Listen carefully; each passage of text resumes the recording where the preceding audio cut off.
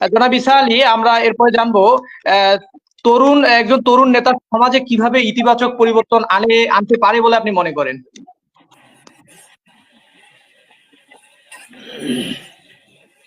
আচ্ছা, একজন তরুণ নেতা, আমি প্রথমেই বলে নেই, আমাদের আদর্শ হচ্ছেন মুহাম্মদ সাল্লাল্লাহু আলাইহি ওয়াসাল্লাম।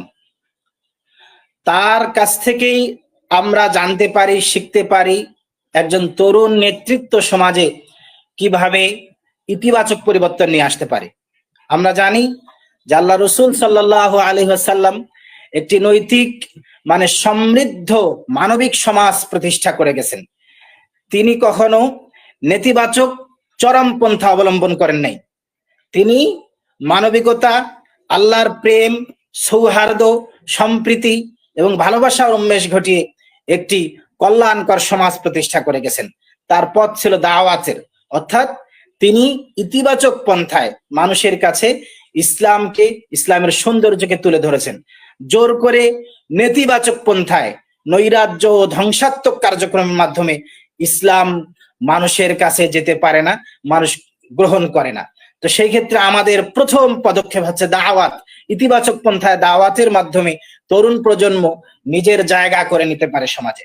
আপনি রাসূলুল্লাহর জীবনে আপনি জানেন যে রাসূলুল্লাহ খুব কম বয়সে, 15-16 বছর বয়সে একটি সামাজিক স্বেচ্ছাসেবী সংগঠন কিন্তু তিনি গঠন করেছিলেন, যার নাম হিলফুল ফুজুল।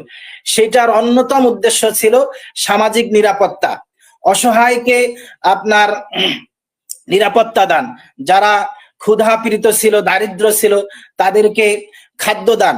এই ধরনের সামাজিক কর্মকাণ্ডের মধ্য দিয়ে কিন্তু রাসূলুল্লাহ ছোট্ট বয়সেই তার নেতৃত্বের যে একটা বিকাশ, সেটি কিন্তু তিনি করতে সক্ষম হয়েছিলেন।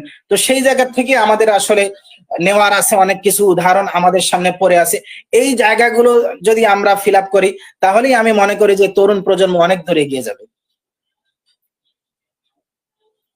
জি জি, ধন্যবাদ জনাব ঈসা আলী। আসলেই আমাদের সমাজে একজন তরুণ নেতা, সে কিন্তু বিভিন্ন ভাবেই সমাজে ভূমিকা রাখতে পারে। এর মধ্যে সবচেয়ে বেশি যে ভূমিকা রাখতে পারে সেটা হচ্ছে একটি সমাজকে কিভাবে উন্নয়ন সাধন করা যায়, সেদিক থেকে কিন্তু সবচেয়ে বেশি সে ভূমিকা রাখতে পারে।